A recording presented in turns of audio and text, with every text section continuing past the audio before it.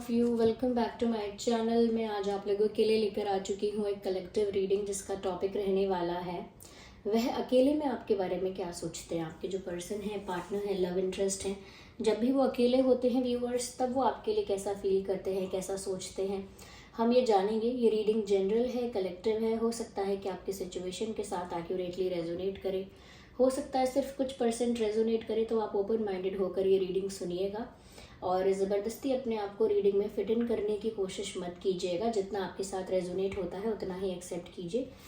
ये रीडिंग सभी zodiac science के लिए है, हर उम्र के व्यक्ति के लिए है, टाइमलेस है। आप जब भी इस वीडियो को देख रहे हैं ना, जब भी आप इस वीडियो तक पहुँचे हैं, मुझे सुन रहे हैं, ये तभी आपके साथ रेजोनेट करेगा। ओके, तो आज चलिए देखते हैं कि वह अकेले में आपके बारे में क्या सोचते हैं।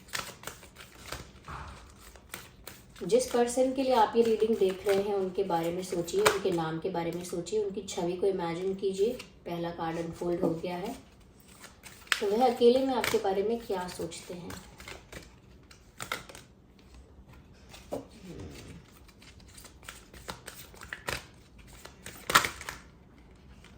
Okay, so yeah I need one card, I have to shuffle again.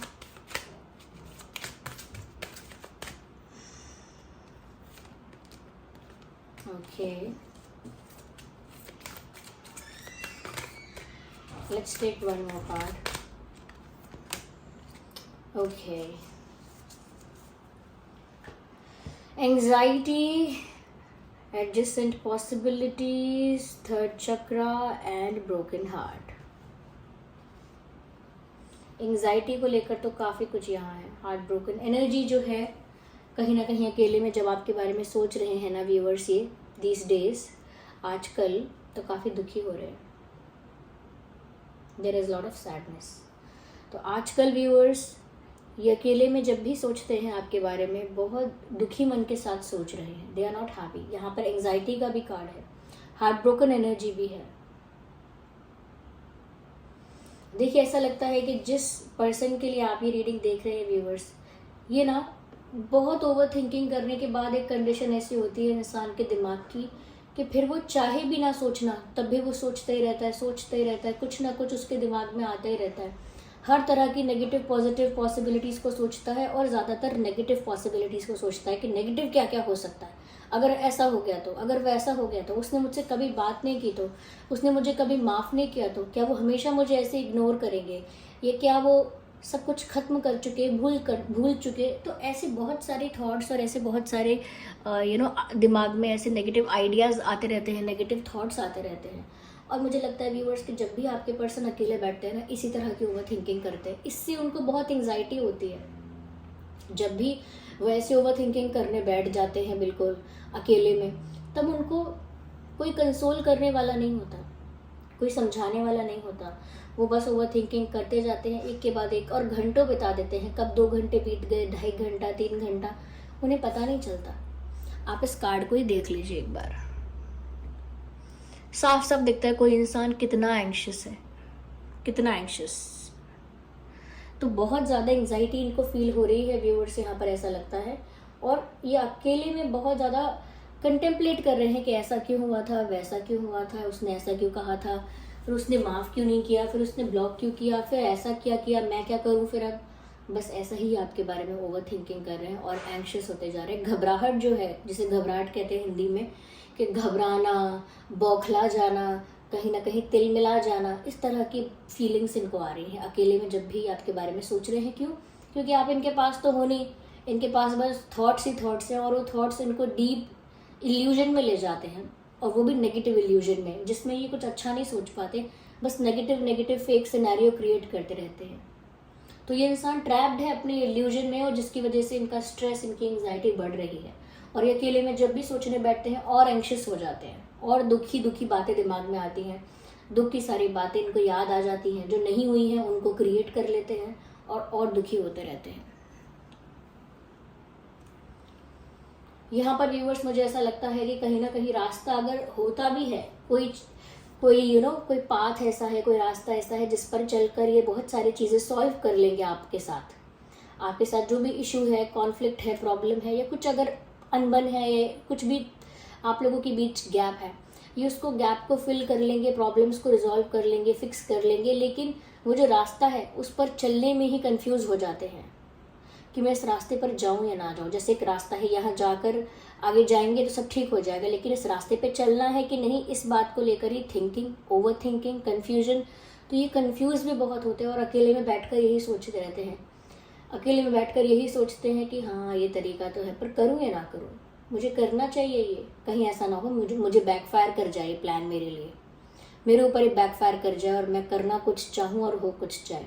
ये ऐसा ना हो मैं इस रास्ते पर जाऊँ और आगे जाकर जो मैंने सोचा है वो ना मिले, कुछ और नेगेटिव हो जाए मेरे साथ, हो सकता है और कुछ बुरा हो जाए, अच्छा नहीं हुआ तो और भी कुछ बैड एक्सपीरियंस ना मिल जाए कहीं। तो डर भी बहुत है, आगे बढ़ने से डर भी बहुत है, और जो इनके पास पॉसिबिलिटीज़ हैं, जो अपॉर्चुनिटीज़ हैं, उनको ग्रैब नहीं कर पा रहे हैं। देखिए, अगर आपके पास कोई चांस आता है, चाहे करियर हो या आपकी लव लाइफ हो, अगर आपको कोई चांस या अपॉर्चुनिटी मिलती है तो वहाँ पर अगर आप उसे ग्रैब नहीं करेंगे सही समय पर, उस अपॉर्चुनिटी का, उस चांस का यूज़ नहीं करेंगे, तो वो क्या होगा कि वो ऐसे ही निकल जाएगा और समय बीत जाएगा, टाइम वेस्ट हो जाएगा, टाइम निकल जाएगा, टाइम पास हो जाएगा, लेकिन आप वो चांस जो आपने ग्रैब नहीं किया, वो जो अपॉर्चुनिटी आपने इस्तेमाल नहीं की, वो थोड़ी आपका वेट करेगी। वो अपॉर्चुनिटी तब तक के लिए थी, जैसे कहते हैं ना कि ये वाला ऑफर था, वो कुछ दिन के लिए था, 10 दिन के लिए था ये ऑफर,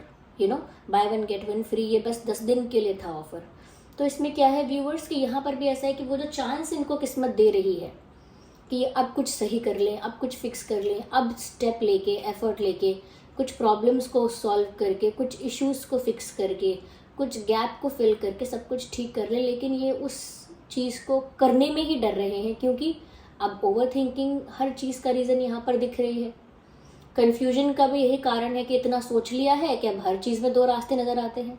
इतनी ओवर थिंकिंग कर ली है कि भाई अब मुझे अपने पार्टनर को फूल देना है तो बेस्ट आइडिया पहला होता है कि मैं कोई रेड फ्लावर दूंगा, लेकिन अब उसमें भी इतना कन्फ्यूजन कर लिया है कि ये दूंगा कि वो दूंगा। यानी कहने का मतलब ये है यहाँ पे एग्जाम्पल देके कि ये इंसान जो बेसिक समझ में आना चाहिए उसमें भी ओवर थिंकिंग कर रहे हैं। क्यों?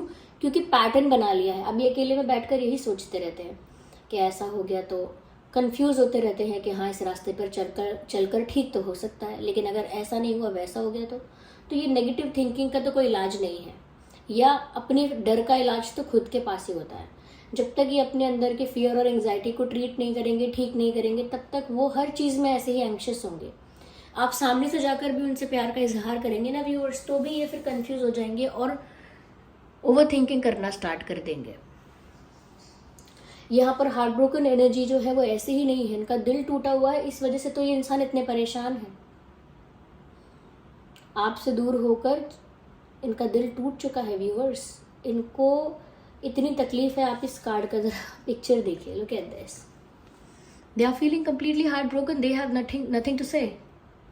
इनके पास कुछ कहने के लिए नहीं है, करने के लिए नहीं है। इनकी सारी उम्मीद, सारे एक्सपेक्टेशंस, सारे सपने जैसे टूट गए हैं, जैसे इनका प्यार इनसे छूट गया है, कहीं बिछड़ गया है, और ये कुछ नहीं कर पा रहे, ये बस ओवर थिंकिंग कर पा रहे हैं। They keep on thinking something, पर उस थिंकिंग से कुछ नहीं हो पा रहा है। It is just a waste of time. ये बहुत सैड और बहुत पेनफुल एनर्जी में है व्यूअर्स। आई होप कि आप इनकी हीलिंग के लिए प्रे करें। आई होप कि आप इनकी हीलिंग के लिए या कहीं ना कहीं इनके रिलैक्सेशन के लिए थोड़ा सा मैनिफेस्ट करें, थोड़ा सा पॉजिटिव वाइब्रेशंस आप इनकी तरफ भेजें कि ये इंसान जिस भी प्रॉब्लम में है, जिस भी सिचुएशन में है, जल्द से जल्द हील हो जाए सबसे पहले तो। क्योंकि ये इंसान हील नहीं होगा तो बेस्ट डिसीजंस नहीं ले सकता। बेस्ट क्या, वो बेसिक डिसीजंस भी नहीं ले सकता। सर पकड़ के रहते हैं, ऐसा लगता है जब भी अकेले में आपके बारे में सोचते हैं, जैसे सर पकड़ के बैठे रहते हैं, इतनी टेंशन होती है। कहीं ना कहीं इस इंसान का जो मन है ना व्यूवर्स, वो एकाग्र नहीं है। यहाँ पर एक कार्ड देख पा रही हूँ मैं, इस इंसान का मन जो है ना वो शांत नहीं है, क्योंकि स्टेबल नहीं है, एकाग्र नहीं है। मुझे क्या चाहिए, मेरी लाइफ कैसी होनी चाहिए, मेरा क्या विजन है, उस चीज़ को लेकर क्लैरिटी नहीं है, इसीलिए मन भी अशांत रहता है। यस,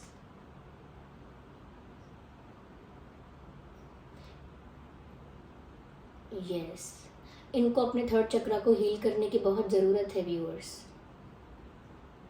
इसी वजह से ये बहुत एंग्शियस हैं, इनका मन शांत नहीं है।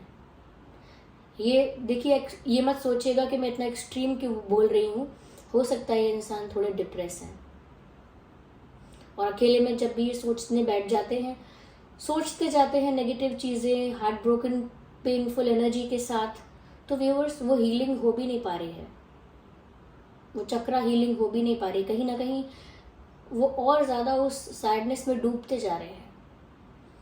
सामने रास्ता दिख रहा है, सामने पॉसिबिलिटी है, सामने सोल्यूशन है, लेकिन वहाँ तक पहुँच नहीं पा रहे हैं। इस तरह का डिप्रेशन कि पता है कि हम ये कर सकते हैं, लेकिन फिर भी वो कर ना पाना। स्ट्रेंज। आइए व्यूअर्स, यहाँ पर हम देखते हैं कि और क्या यहाँ पर वो अकेले में फील करते हैं। कुछ रोमांटिक थॉट्स हैं या उनके ये प्यार में जो आपके लिए फील करते हैं अकेले में, वो क्या फील करते हैं, आइए देखते हैं।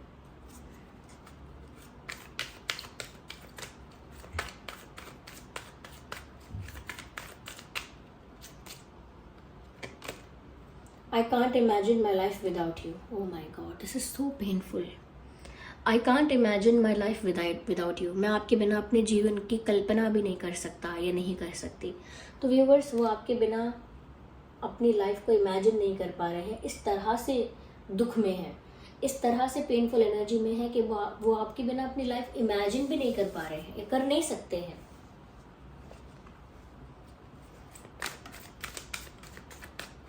ऐसा लगता है व्यूवर्स जैसे आप इनसे दूर क्या हुए, इनकी तो सारी उम्मीद ही चली गई जीने की, या कह सकते हैं खुश रहने की। जो सारे कारण होते हैं एक इंसान के एक्साइटेड, एनर्जेटिक और खुश रहने के जो भी रीजंस होते हैं, वो रीजंस ही चले गए अगर आप उनकी लाइफ से चले गए तो।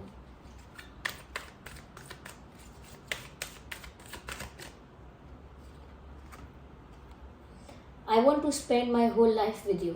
दोनों ही कार्ड देखिए कितने ज़्यादा मेल खाते हैं। एक कार्ड कहता है I can't imagine my life without you. तो अकेले में जब भी आपके बारे में सोचते हैं, ये बात सोचते हैं कि मैं इनके बिना नहीं जी पाऊंगा, ये नहीं जी पाऊंगी, और साथ में सोचते हैं कि मुझे इनके साथ अपना पूरा जीवन बिताना है, मुझे इनके बिना नहीं जीना है, मुझे इनके साथ अपना पूरा जीवन बिताना है। ये सोचते हैं व्यूवर्स वो अकेले में आपके बारे में कि वो आपके साथ अपनी पूरी लाइफ कैसे स्पेंड करेंगे, क्योंकि उनकी इच्छा तो यही है।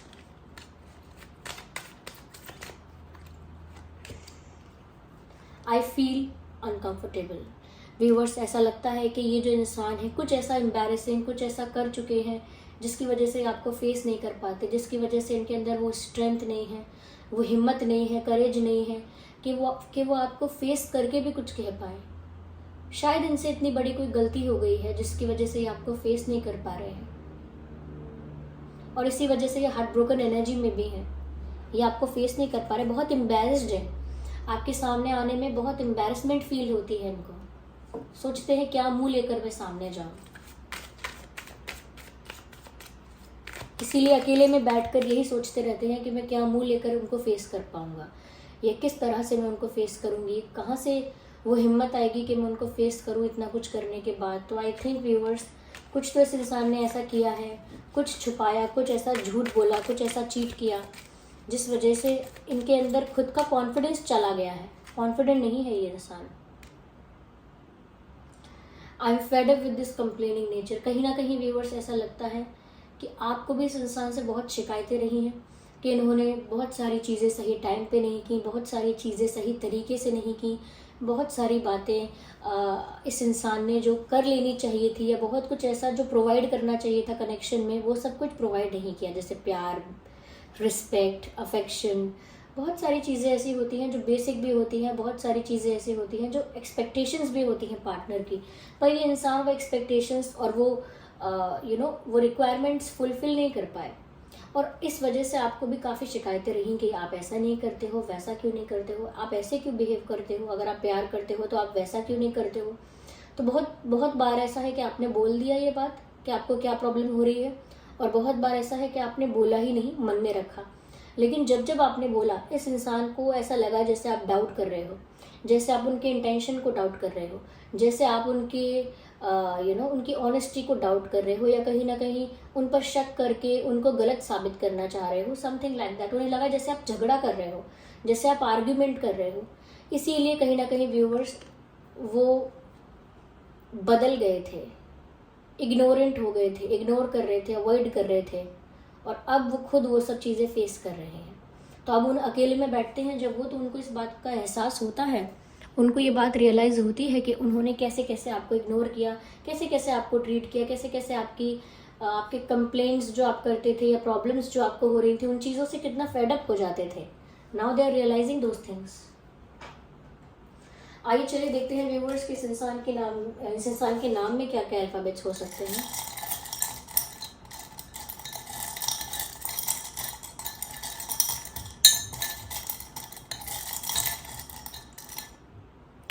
इस इंसान के नाम में क्या क्या अल्फ़ाबेट्स हो सकते हैं। के, एम, ओ, डब्ल्यू, एफ, जेड, आई। सो आई, के, एम, ओ, डब्ल्यू, एफ, जेड, ये कुछ अल्फ़ाबेट्स हैं जो आपके या उनके नाम में हो सकते हैं। इम्पॉर्टेंट डेट्स जो यहाँ मुझे दिख रही हैं वो है 8, 18, 28, 4, 14, 24, 7, 17, 27, 3, 13, 23, 9, 19, 29, 6, 16, 26, 2, 12, 22। ये कुछ डेट्स हैं व्यूवर्स जो इम्पोर्टेंट हो सकती हैं, सिचुएशन में रेलिवेंट हो सकती हैं। यस, तो अगर ये अल्फ़ाबेट्स आप लोगों के नाम में नहीं भी हैं तो भी ये रीडिंग आप लोगों की सिचुएशन से रेजोनेट कर सकती है। आई होप ये रीडिंग आपके लिए हेल्पफुल रही है। आप कमेंट करके बताइए कितना हेल्प करती है, कितने % रेजोनेट करती है। और अगर आप नए हैं, सब्सक्राइब करें, बेल आइकन को प्रेस करना ना भूलें। वीडियो को लाइक ज़रूर करें, क्योंकि आप वीडियो को लाइक करेंगे तो ही ये वीडियो दूसरे लोगों तक पहुंच पाएगा और उनकी भी हेल्प हो पाएगी। ओके व्यूवर्स, चलिए मिलते हैं अगली रीडिंग में। तब तक के लिए bye bye family, bye bye angels, love you all, bye bye, take care.